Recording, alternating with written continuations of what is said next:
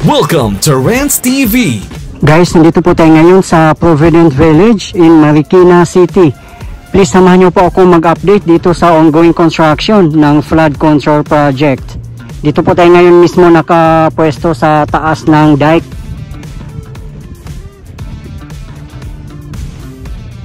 At yan po ang ongoing construction na riverwalk.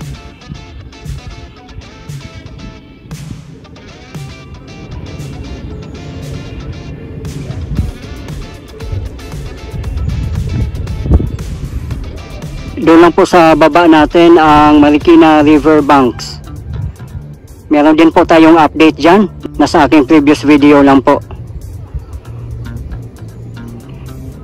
Ito po yung update natin today, November 1, 2025. As you can see guys, wala pong mga workers ngayon kasi nga ay holiday, All Saints Day.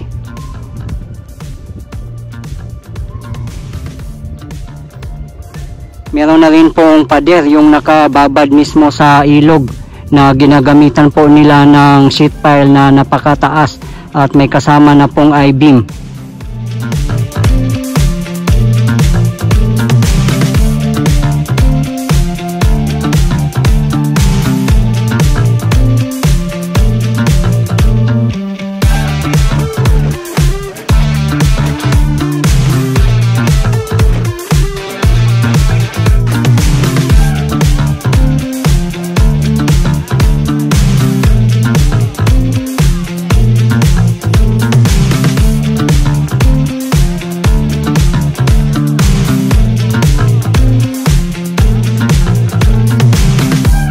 Ayan, makikita nyo po dito na napakaganda din po niya.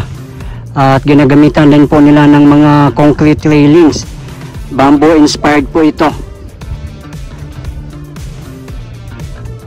Matagal-tagal na rin po itong natapos at wala po akong idea kung sino ang gumawa ng dike po dito sa Provident Village. At base po sa mga nag-comment sa ating previous video, ang gumawa daw po nito ay St. Gerard, isa sa mga company ni Diskaya. At mag-comment na lang po kayo guys sa mga nakakaalam po sa gumawa po ng dike dito sa Provident Village in Marikina City.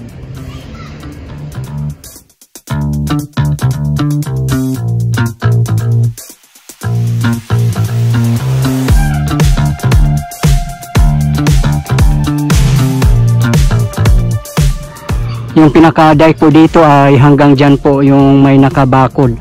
Putol na po siya. Dyan po sa baba natin, mga kabahayan po, ang dami po. Yan po ay Barangay Tanyong.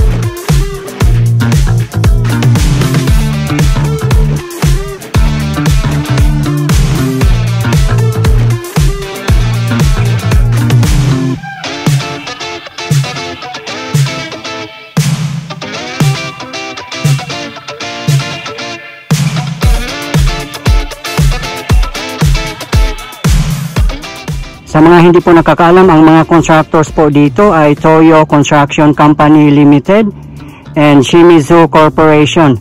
Ito po ay isang joint venture ng mga Japanese construction firms. Ang kabuuang project naman po from Marikina Bayan up to Manggahan Floodway ay funded po ito ng JICA o Japan International Cooperation Agency. Kaya sabi nga po sa mga nagko-comment sa ating previous videos ay wala daw pong corruption dito kasi ang transaction po ay government to government. Aware naman po tayong lahat sa nangyayaring corruption sa DPWH kaya wala na po talagang tiwala ang sambayanan sa ating local contractors. Mas prefer na po nila ang foreign contractors katulad ng Japanese and Korean construction firms. Di bali daw po mahal, at least sigurado po tayo sa quality at pangmatagalan na po na project. Talagang hindi po masasayang ang pera ng bayan. Maganda rin po ang pagkagawa ng riverwalk dito, may mga design pa. Nagmukha siyang ginagamitan ng paver. Siguro magkakaroon din po yan ng railing dyan sa may riverside mismo, para din po sa ating safety kung mamamasyal po tayo dito. Napakaganda nga po guys, no, kung matatapos na yung kabuuang project dito. Hindi lang po ito pambaha, kundi pasyalan na rin po natin. At magkakaroon din po dito ng riverwalk, esplanade at river parks. At marami pa. Kaya nakaka-excite po guys. Yan naman po sa tapat natin. Ayan po ay likod ng SM City Marikina. Hindi pa po natatapos ang pader dyan. Ayan po, oh. Putol pa po siya.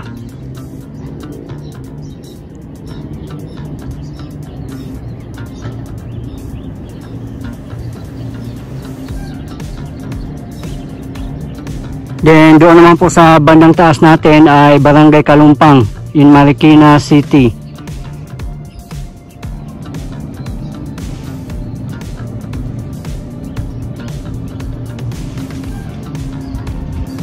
Grabe ang lawak po ng area sa baba po natin. Kung gagawin po yung kalsada, nasa 3 to 4 lanes din po iyan.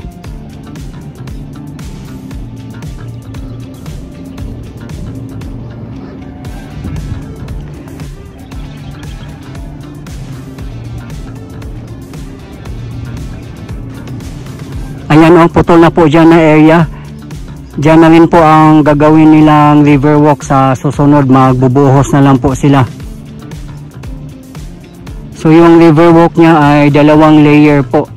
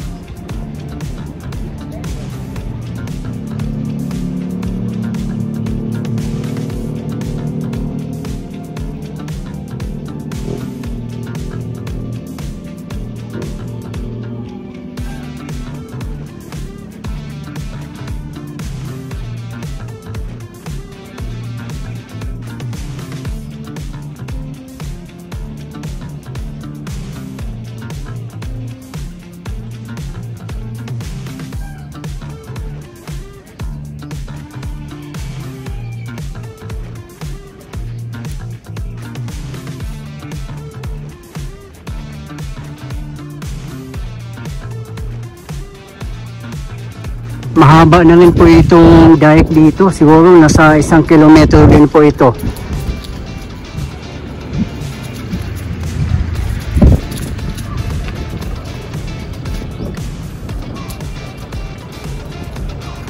Napakalaking tulong din tong dike dito.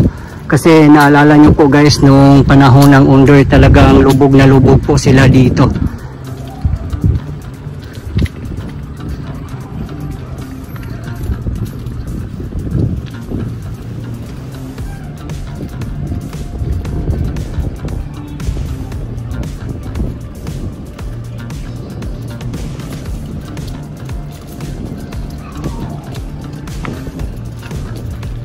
Punta po tayo sa pinakadulo nito.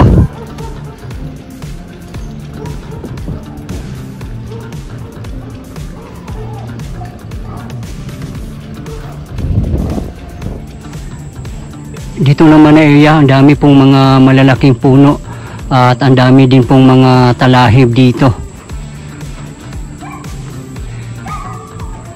Ayan lang po sa tapat natin ang Barangay Kalumpang segment. Wala din pong nagtatrabaho doon.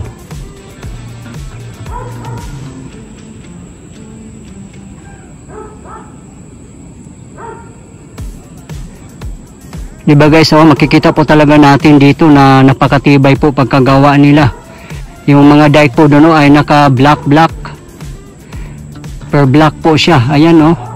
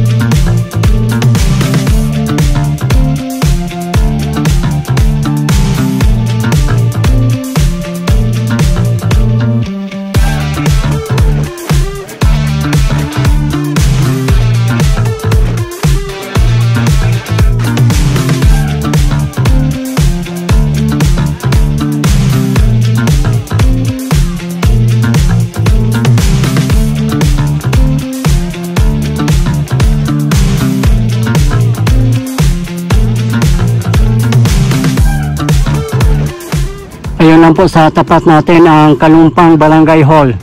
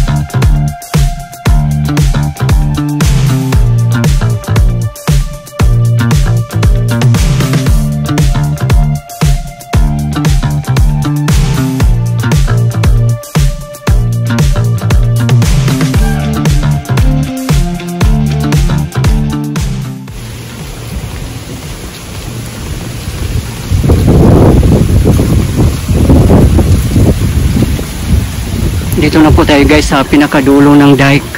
Diyan na po sa banunahan ang Marikina Bayan. Grabe, nabutan tayo ng ulan dito guys. Ang lakas ng ulan.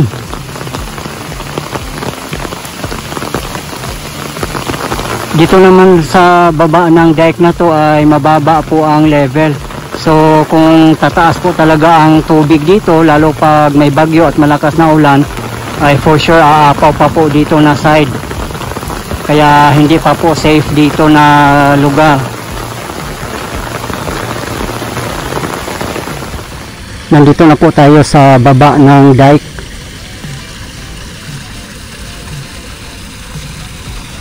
Ayan po, mataas-taas din po ang dike dito. May mga pipe din po para pang water outlet at meron din pong drainage sa pinakababa.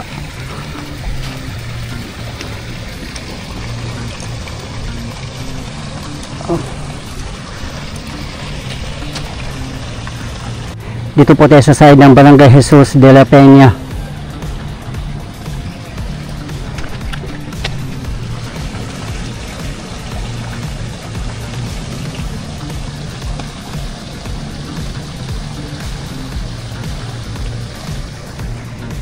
Makikita po talaga natin dito na napakadaming nakatira po dito.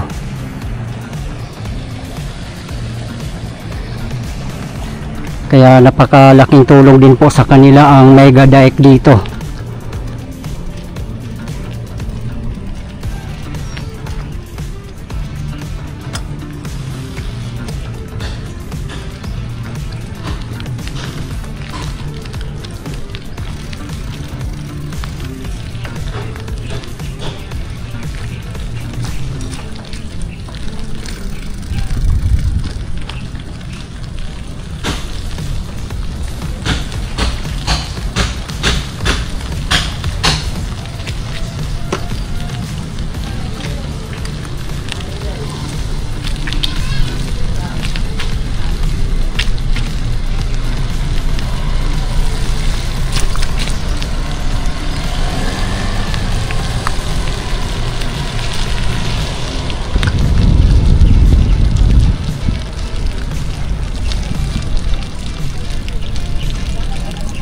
Napakatahimik po dito ngayon, lalo pa umulan. Maraming mga tao nagsiuwian sa kanilang mga probinsya dahil po ay All Saints Day and All Souls Day.